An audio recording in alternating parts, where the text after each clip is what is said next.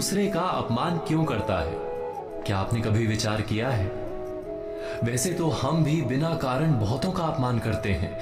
हमारा अपना अपमान भी बहुत बार होता है। संसार का सारा व्यवहार एक दूसरे का अपमान करने पर टिका है। जैसे पति अपनी पत्नी का अपमान करता है, पिता अपनी संतानों का अपमान करता है, नौकरी देने वाला अपने नौकर का अपमान करता है, अर्थात जो भी बलवान है वो निर्बल का अपमान करता है।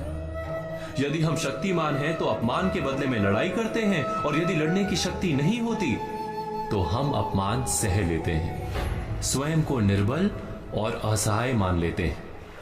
हमें छोटे होने का एहसास होता है। ऐसा प्रतीत होता है जैसे हमारी आत्मा कुचली गई हो। किंतु कोई किसी का अपमान क्यों करता है? जब अपमान होता है तो मनुष्य को अपनी निर्बलता का एहसास होता है, और निर्बलता का बोध मनुष्य को कुचल देता है। वो अधिक से अधिक निर्बल बन जाता है, अत्याचार सहने की आदत सी पड़ जाती है, आत्मविश्वास का नाश हो जाता है। और जब आत्मविश्वास नहीं होता तो मनुष्य शराब और जुए जैसे व्यसनों में सुख ढूंढता है, मन से रोगी बन जाता है। आखिर किसी भी मनुष्य की ऐसी दुर्गति कोई क्यों करता है? अपमान करने वाला वास्तव में क्या सिद्ध करना चाहता है? कभी गहराई से विचार किया है? वास्तव में हम किसी का अपमान करते हैं उसकी निर्बलता सिद्ध करने के लिए, ये बताने के लिए कि हम अधिक शक्तिमान हैं। अर्थात वास्तव में अपमान करने वाला स्वयं अपने आप को शक्तिमान या बलवान सिद्ध करने का प्रयास कर रहा है। अपमान करने वाला हकीकत में अपनी शक्ति से आश्वस्त नहीं है, उसे अपनी शक्ति पर भरोसा नहीं है।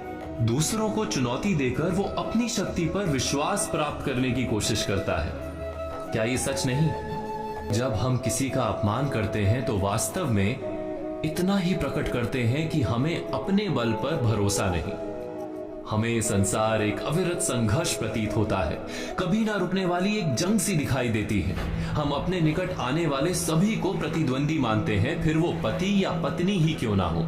हमें निरंतर लगता है कि हमें अपनी शक्ति सिद्ध करनी होगी, अन्यथा हमारा शोषण होगा, हम किसी के गुलाम बन जाएंगे। किंतु क्या हमने कभी विचार किया है कि दूसरों को प्रतिद्वंदी अर्थात दुश्मन मानने के बदले कलीग मान लें, हमारी सहायता करने वाले सहयोगी मान लें, अर्थात दूसरे व्यक्ति को प्रेम करें तो उसका अपमान करना आवश्यक ही नहीं होगा। किंतु प्रेम करने के लिए आत्मविश्वास आवश्यक है। जिसे अपनी शक्ति पर विश्वास नहीं, वो प्रेम कर ही नहीं सकता। अर्थात जिसका हृदय आत्मविश्वास से भरा होता है, ना वो अपमान करता है, ना अपमान को स्वीकार करता है। क्या ये सत्य नहीं? इस तथ्य पर विचार अवश्य कीजिएगा।